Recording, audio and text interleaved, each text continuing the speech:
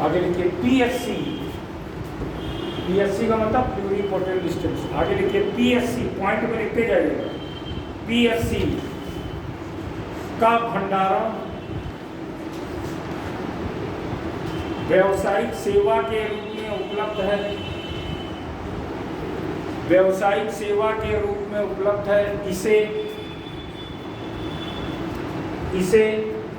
Stem cell banking,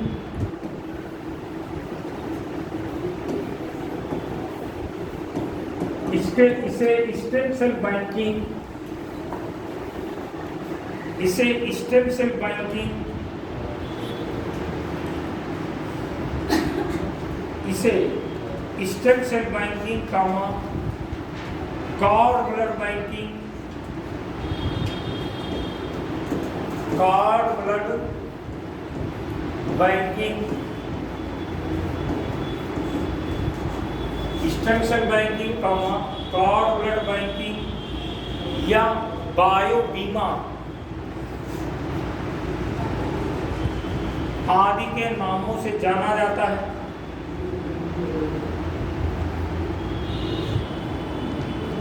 देखिए इन परिरक्षित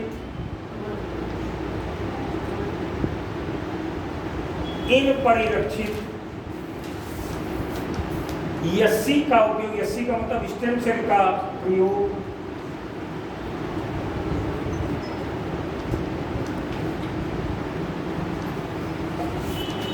उस व्यक्ति अथवा दूसरे व्यक्ति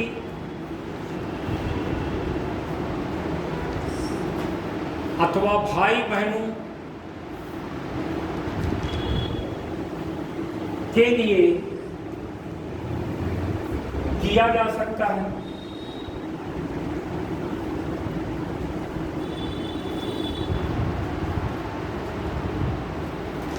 इसके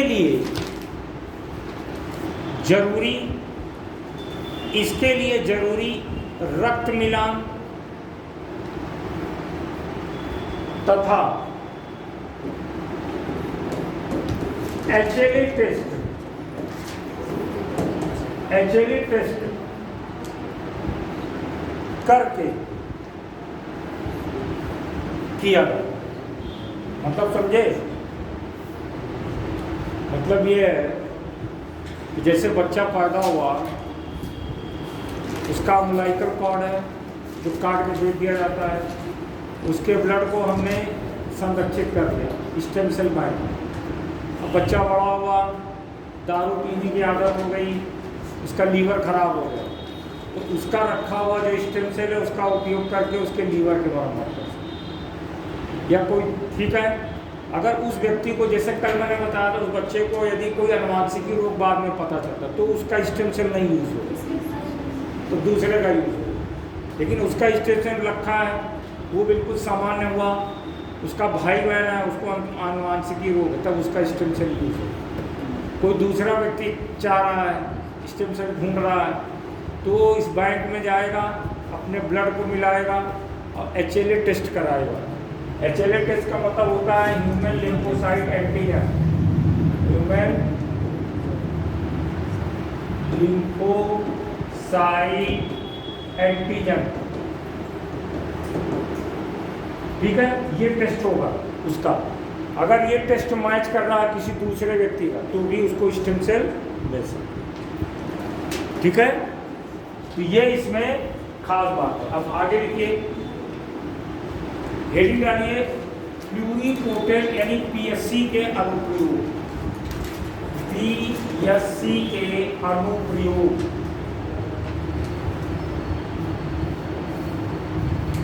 देखिए नंबर 1, इसका प्राथमिक उपयोग रक्त संबंधी रोगों के निदान के रूप में किया जा रहा है। इससे थैलेसीमिया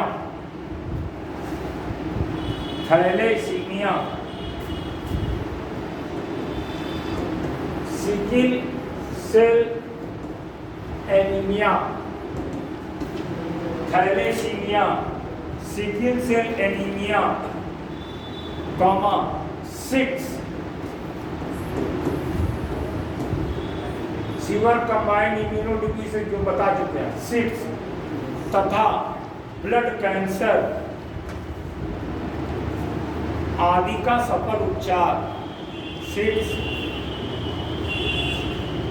ब्लड कैंसर आदि का सफल उपचार किया जा रहा है। नेक्स्ट देखिए, इसके प्रयोग से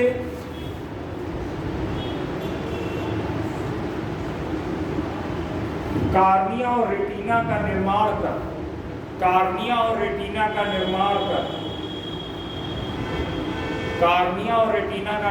कर नेत्रहीनता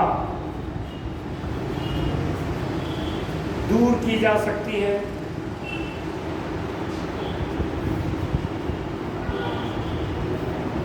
और इसके द्वारा मस्तिष्क संबंधी रोग जैसे अल्जीमर,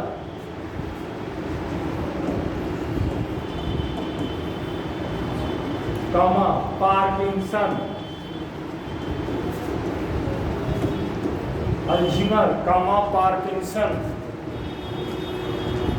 पार्किंसन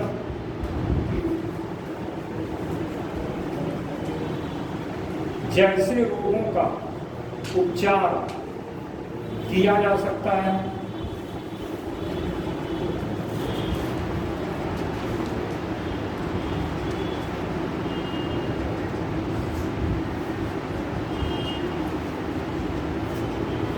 ठीक है, अब एक चीज़ और समझिए, ये तो मैंने प्लूरिपोटेंट स्टेम सेल, सब एक चीज़ और हुई, एक बनाया गया इंड्यूस्ड प्लूरिपोटेंट स्टेम सेल। ये क्या है?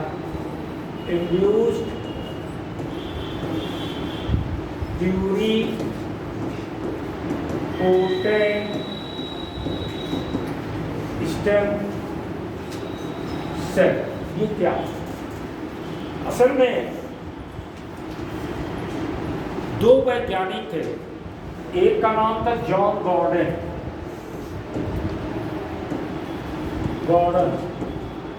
और एक का नाम है सानिया यामाना।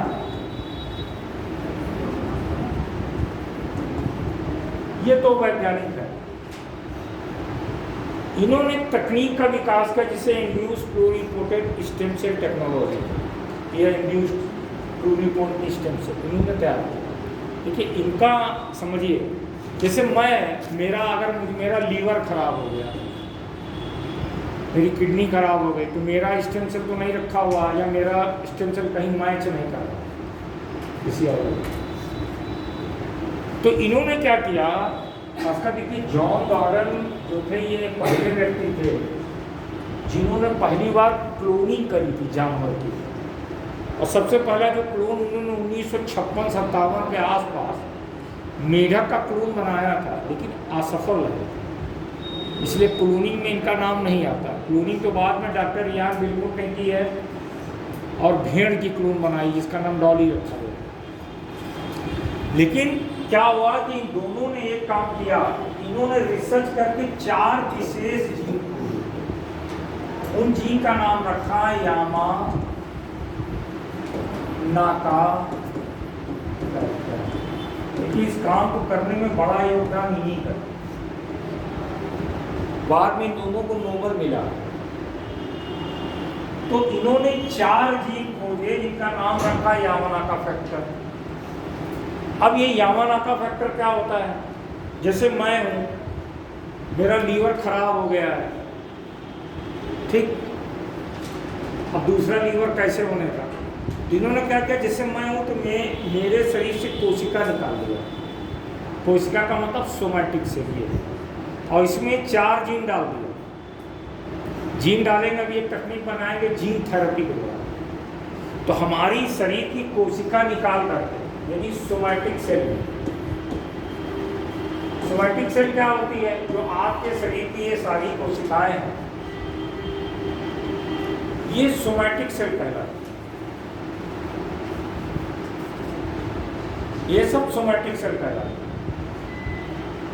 तो इन्होंने क्या किया, अरे अमित जी वो पानी की बोतल मेरी हो गया,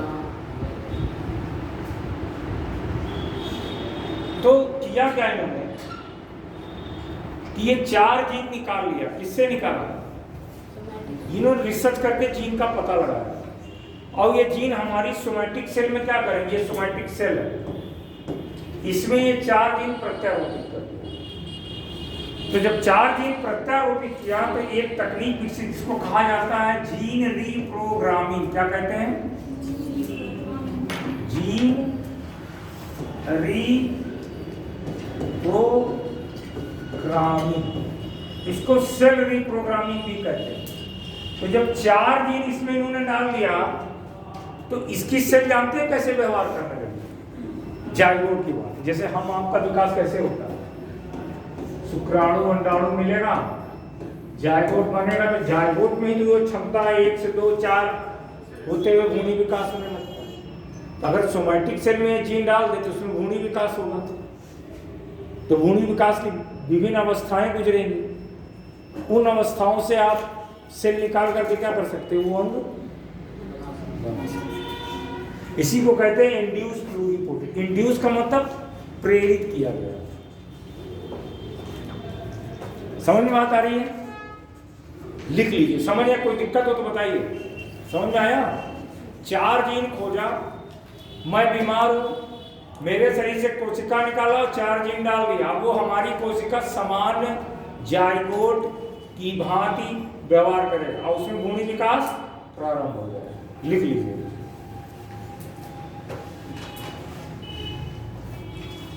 देखिए वर्ष 2006-7 में सानिया यामानाका तथा जॉन गॉर्डन ने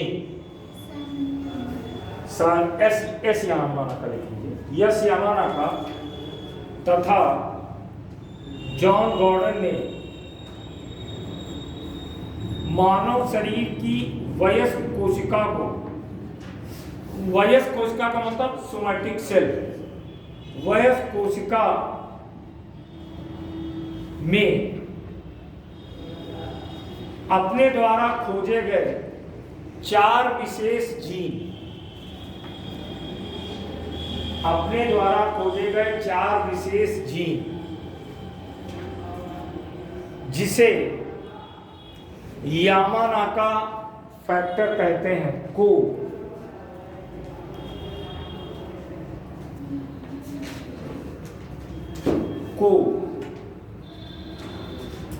कोशिका में प्रत्यारोपित करके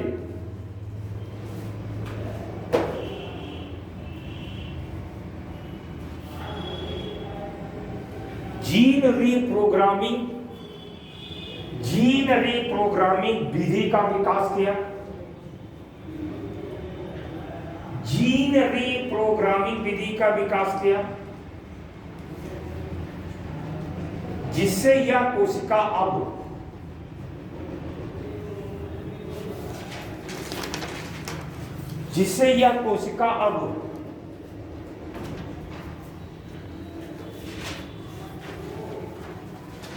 सामान्य जाइगोट की भांति व्यवहार करने लगी। सामान्य जाइगोट की भांति व्यवहार करने लगी और इसमें भ्रूणी विकास प्रारंभ हो गया।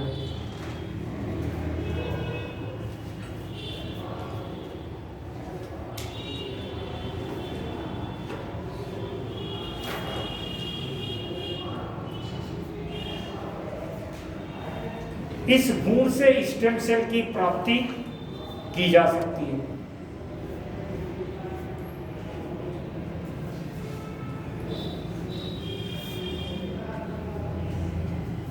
इस खोज के लिए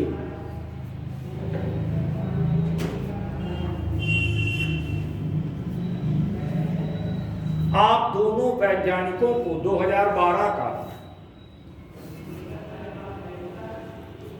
चिकित्सा और कार्की का नोबेल पुरस्कार दिया गया।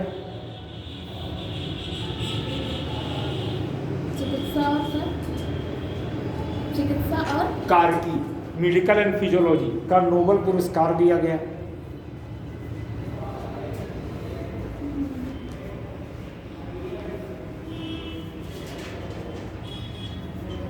कि ये तकनीक में लगे समझ लीजिए ये क्या होती है, बहुत महंगी तकनीक हो जाती है। अगर पहले सिस्टम से रखा है तो सस्ता है, और पहले सिस्टम से नहीं रखा ये तकनीक इस्तेमाल करेंगे तो पहले 4 जीन डालेंगे, 4 जीन डाल करके तब तैयार करेंगे, बहुत महंगी तकनीक हो जाती है। भारत में देखें तो बायोटेक्नोलॉजी में, जेनेटिक इंजीनियरिंग में जो सबसे ज़्यादा काम हुआ है वो स्टेम सेल पे काम हुआ है, क्योंकि ये सस्ती तकनीक होती है। आपका स्टेम सेल लग दिया गया, फिर इसी स्टेम सेल का उपयोग कर लिया गया। अब अगला हेडिंग डाल लीजिए, वयस्क स्टेम सेल या एडल्ट स्टेम सेल, हेडिंग डाल लीजिए एडल्ट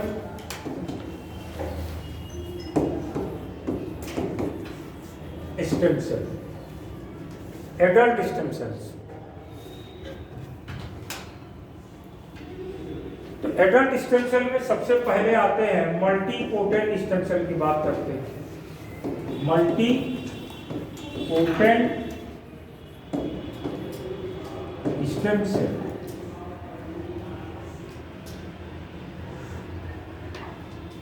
अब ये मल्टीपोटेंट स्टेम सेल कहां से प्राप्त कर सकते हैं? सबसे बड़ा होता है आपका भूख मैरो, जो अस्थि मज्जा होता है। आपको ब्लड पढ़ाया है ना, इसीलिए ब्लड पढ़ाया था। ब्लड में देखेंगे अस्थि मज्जा होता है, आरबीसी, डब्ल्यूबीसी, प्लेटलेट सब वहीं बनता है। तो जो बोन मैरो सेल है उसको क्या कहते हैं? स्टेम सेल कहते हैं। देखिए स्टेम वर्ड जो है बहुत बाद में आया।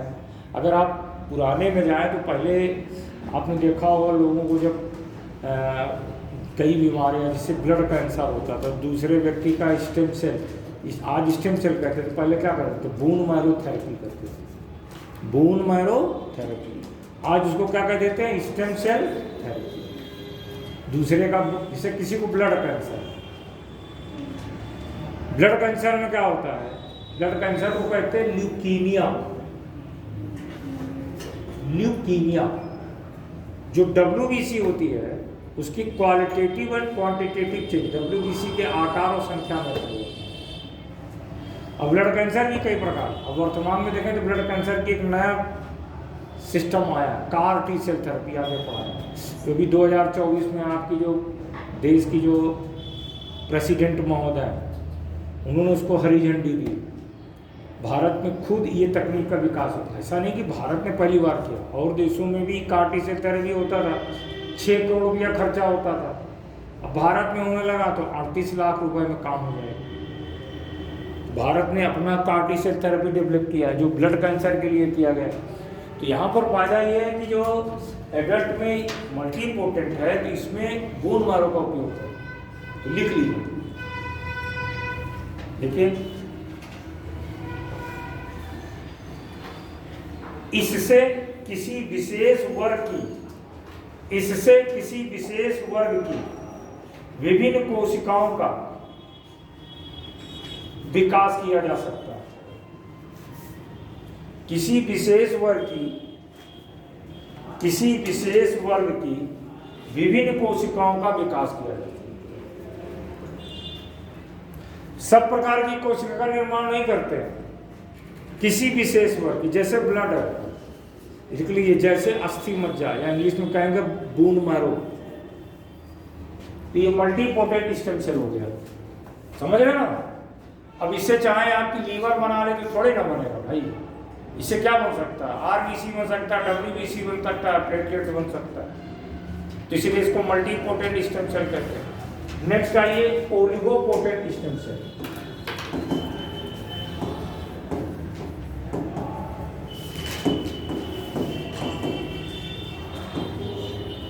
ये ओलिगोपोटेंट स्टेम सेल्स क्या है? ओलिगोपोटेंट स्टेम सेल क्या है? इससे 2 या 3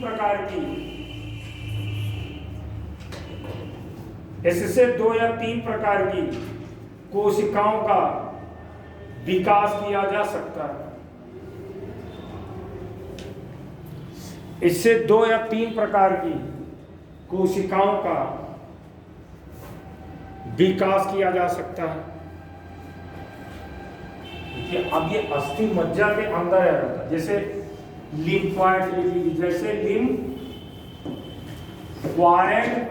सेल्स। अब इससे क्या बना सकते हैं? टी सेल बन सकता है और बी सेल बन सकता है। यानी इससे 2 या 3 प्रकार की कोशिकाओं को बना सकते हैं। जैसे लिम्फोइड सेल हो गया। लिम्फोइड कहाँ होता है? बोन मैरो में होता है। तो ये ओलिगोपोटेंट स्टेम सेल आ जाता है। ठीक है। देखिए चिकित्सा के विधि से अगर देखिए इंपॉर्टेंट ज़्यादा क्या है तो मल्टीपोटेंट स्टेम सेल, अस्थि मज्जा। अगला आ जाइए यूनिपोटेंट या मोनोपोटेंट स्टेम सेल या यूनिपोटेंट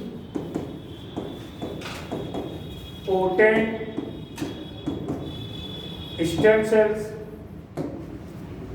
इसको मोनोपोटेंट स्टेम सेल भी कहते हैं।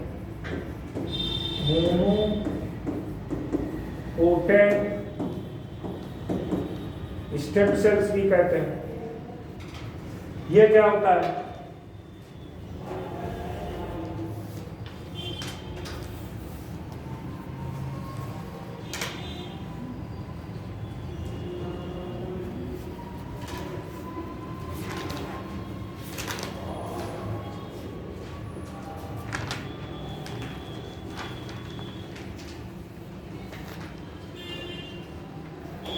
ये क्या होता है? देखिए ऐसी स्टेम सेल जो एक ही प्रकार की, देखिए यूनिपोटेंट स्टेम, ऐसी स्टेम सेल जो एक ही प्रकार की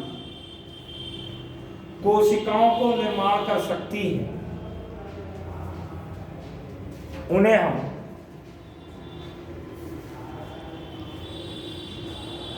यूनिपोटेंट स्टेम सेल कहते हैं। जैसे हमारे शरीर, जैसे मांसपेशियां, ये मांसपेशियां क्या हो गई? Unipotent stem cell. और एक चीज सुने, कभी आर्टिफिशियल मीट का नाम सुने? कृत्रिम मीट, आर्टिफिशियल मीट क्या जानते हो? कृत्रिम मांस क्या होता है?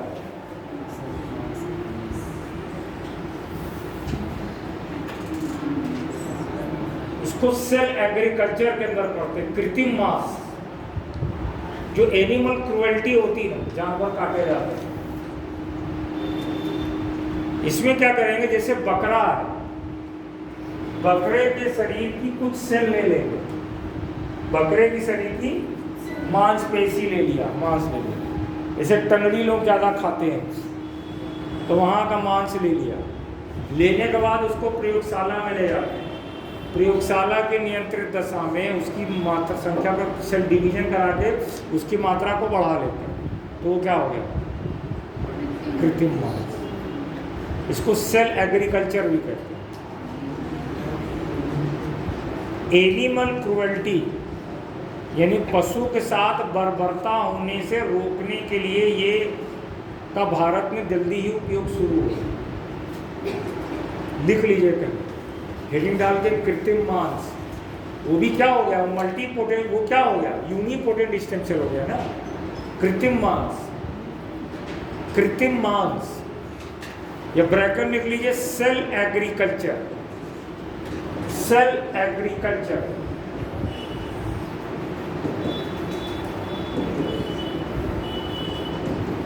इसमें क्या करते हैं? लिख लीजिए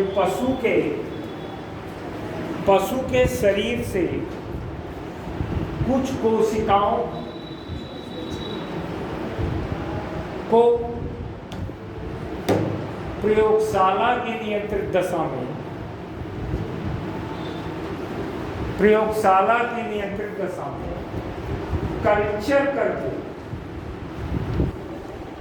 कल्चर का मतलब संवर्धित करके कृत्रिम मांस को तैयार किया जाता है, कृत्रिम मांस को तैयार किया जाता है।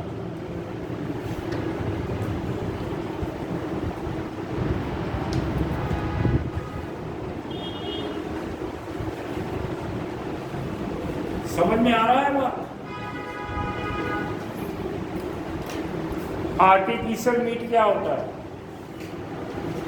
एनिमल क्रुएल्टी नहीं हो, और उसमें बहुत सारे मत है कि उसका स्वाद कैसा होगा, वो अलग चीज़ है, लेकिन इसको तैयार किया जा सकता है। सर, जो अभी हम निकाल रहे हैं, जो नॉन वेज के मतलब किसी से भी उसको लेकर शुरू करवा सकते हैं। बिल्कुल कल्चर कर सकते हैं। अगर ह्यूमन का मांस खाना है तो ह्यूमन के बॉडी के सेल को लेकर कल्चर करेंगे, लेकिन ये क्या हुआ, अनइथिकल हो जाएगा, अनइथिकल हो जाएगा। लेकिन किया ये भी जा सकता है, ठीक है, ठीक है। चलिए आगे लिखिए। अब एक डालिए, भारत में स्तंभ कोशिका संबंधित अनुसंधान। क्या सर बोले हैं? भारत में स्टेम सेल संबंधित अनुसंधान।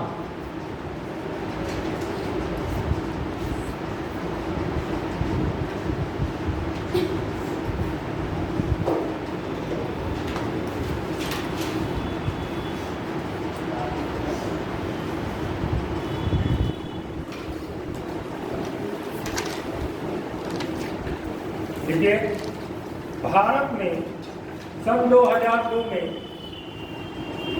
भारत में सन 2002 से स्टेम सेल का चिकित्सीय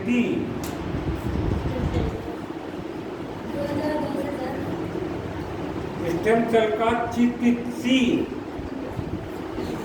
यानी मेडिकल चिकित्सीय उपयोग किया जाने लगा था।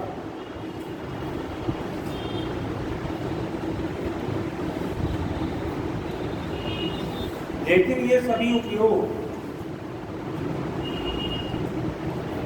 अनुसंधान स्तर पर थे।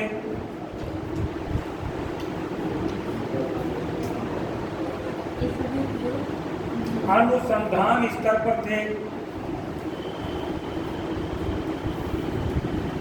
इस दौरान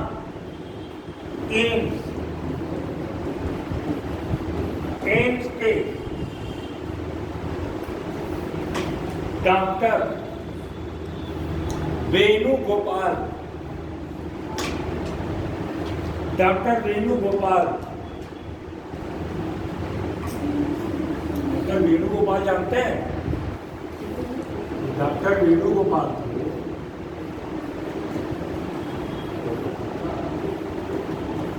ये ब्रैकेट में लीजिए। प्रथम भारतीय हृदय प्रत्यारोपक, first Indian heart transplanter.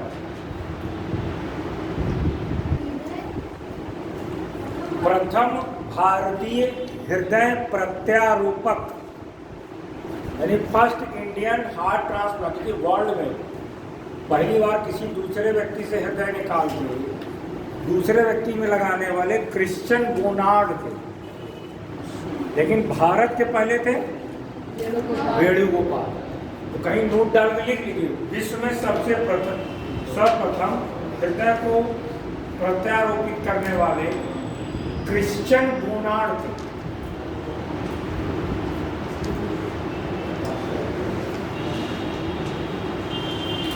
Christian बोनार्ड थे। अब उसी में आगे लिखिए, डॉक्टर वेणुगोपाल ने स्टेम सेल माइक्रो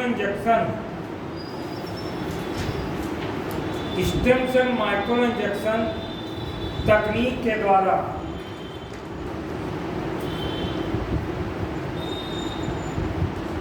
हृदय रोगियों का सफल उपचार किया।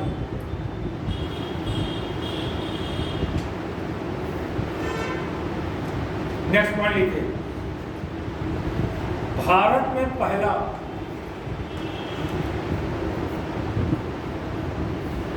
स्टेम सेल बैंक की स्थापना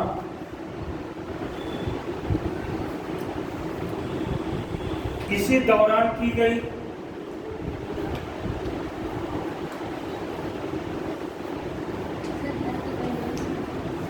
स्टेम सेल की स्थापना इसी दौरान की गई।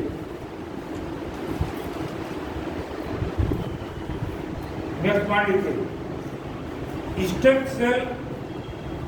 स्टेम सेल चिकित्सा की लोकप्रियता को देखते हुए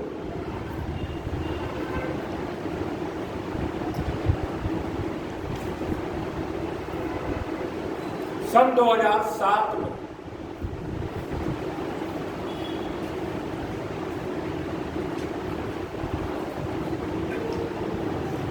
सन 2007 में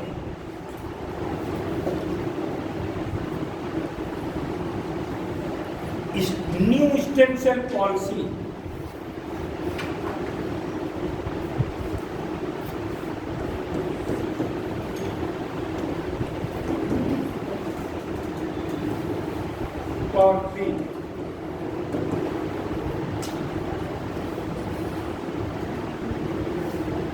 न्यू स्टेम सेल पॉलिसी लाई गई, जिसके बाद भारत में स्टेम सेल बैंकिंग की शुरुआत की गई।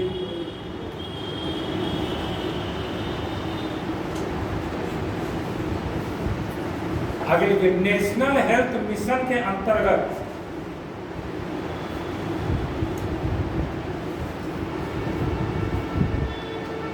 नेशनल हेल्थ मिशन के अंतर्गत स्टेम सेल के सार्वजनिक उपयोग को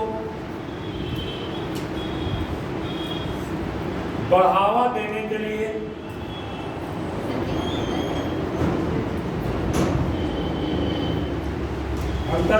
स्टेम सेल के सार्वजनिक उपयोग को बढ़ावा देने के लिए नेशनल स्टेम सेल रजिस्ट्री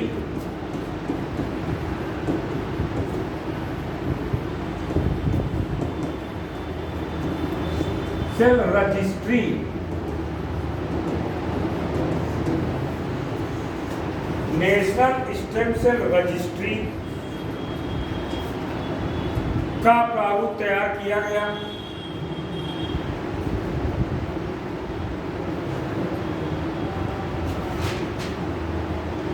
जो कि स्टेम सेल डोनर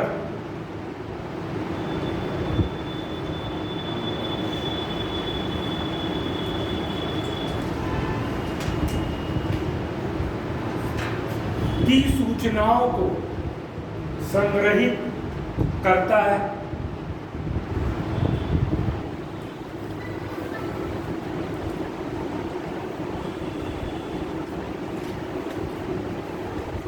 इस प्रकार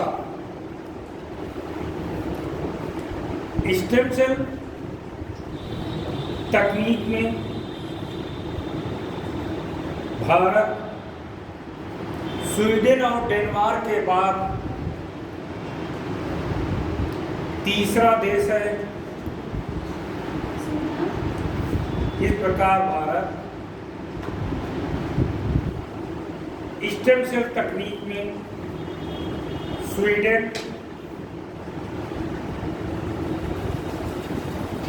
और डेनमार्क के बाद तीसरा देश है, जहां सार्वजनिक उद्देश्यों के लिए स्टेम सेल का भंडारण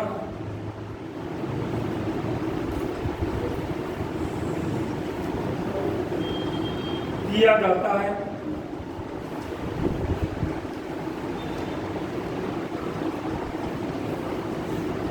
आगे देखिए, स्टेम सेल थेरेपी रिसर्च के लिए नेक्स्ट पारा से लिखिएगा। स्टेम सेल थेरेपी, थेरेपी समझ रहे हैं ना? स्टेम सेल भंडारण जब इलाज करते हैं, स्टेम सेल से किसी का इलाज करेंगे तो क्या कहेंगे? Stem cell therapy. तो फिर स्टेम सेल थेरेपी रिसर्च के लिए राष्ट्रीय दिशा निर्देश 2017 के अनुसार केवल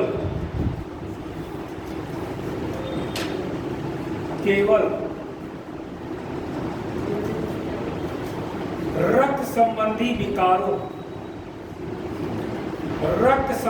विकारों जैसे ब्लड कैंसर, थैलेसीमिया, रक्त संबंधी विकारों जैसे कैंसर, थैलेसीमिया,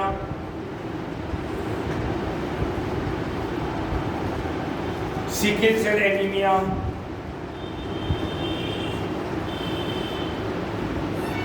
आदि के लिए ही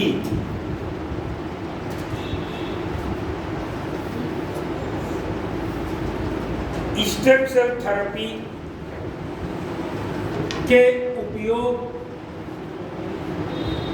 की मंजूरी है।